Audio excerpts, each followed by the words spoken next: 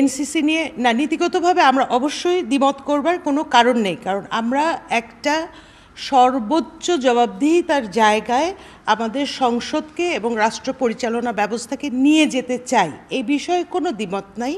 সেই ক্ষেত্রে যদি এনসিসির মতো একটি স্থায়ী কাউন্সিল দরকার হয় আমরা সেটাতে একমত, কিন্তু তার যে একটা কি বলে বিস্তারিত ব্যাখ্যার ব্যাপার আছে, এবং রাষ্ট্রপতি আমরা জানি যে অন্তত কয়েকটি পদ সেখানে নির্ধারিত হয়েছে, এবং আমাদের প্রতিরক্ষাকেও তার মাধ্যমে নির্বাচিত কি বলে নির্ধারণ করার বা সিলেকশন করার স্বাধীন বিভিন্ন কমিশন প্রধানকে সিলেকশনের করার কথা। কিন্তু এই জিনিসটাকে আমি বলবো এই আলোচনাটাকে ঐকমত্য কমিশন পাবলিক করে দেওয়া উচিত।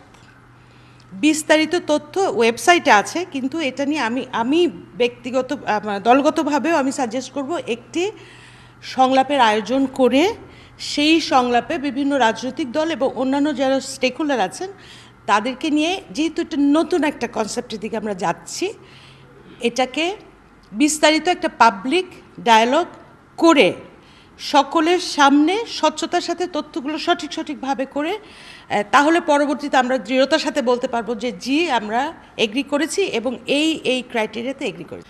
এখানে আরও অনেকগুলো বিষয় রয়েছে, যেমন যেই পিআর পদ্ধতিতে আপনার বলা হয়েছে যে উচ্চকক্ষে 100 জন নেওয়া হবে, আমরা বলেছি যে যেই ব্যক্তিটি নির্বাচিত হচ্ছে না 300 আসনে বা 400 আসনে সরাসরি ভোটে, উচ্চকক্ষের যে নকশা দেখানো হয়েছে সে অনির্বাচিত ব্যক্তিরাও উচ্চকক্ষে যাওয়ার সুযোগ থাকছে।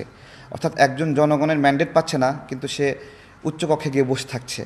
পাশাপাশি উচ্চকক্ষে যে সিলেকশনের পদ্ধতি, সেই পদ্ধতিতে রাজনৈতিক দলের সভাপতি, সাধারণ সম্পাদক যারা মনোনয়ন দিবে এই ব্যক্তিদেরকে, তাদের প্রচুর অর্থনৈতিকভাবে লাভবান হওয়ার একটা সুযোগ আছে, কেনাবেচার সুযোগ আছে। আমরা এটা বলেছি যে আমরা সরাসরি ভোটের মাধ্যমে এই নীতিগুলো নির্বাচিত হবে, এতে করে জনগণের কাছে একটা জবাবদিহিতা থাকার ব্যবস্থাপনা থাকবে।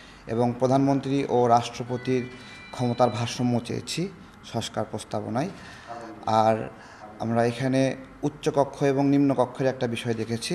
আমাদের দৃষ্টিগোচর হয়েছে যে সংস্কার প্রস্তাবের গুরুত্বপূর্ণ অংশ জুড়ে উচ্চকক্ষ এবং নিম্নকক্ষের বিভিন্ন কাঠামো এবং নকশা নিয়ে।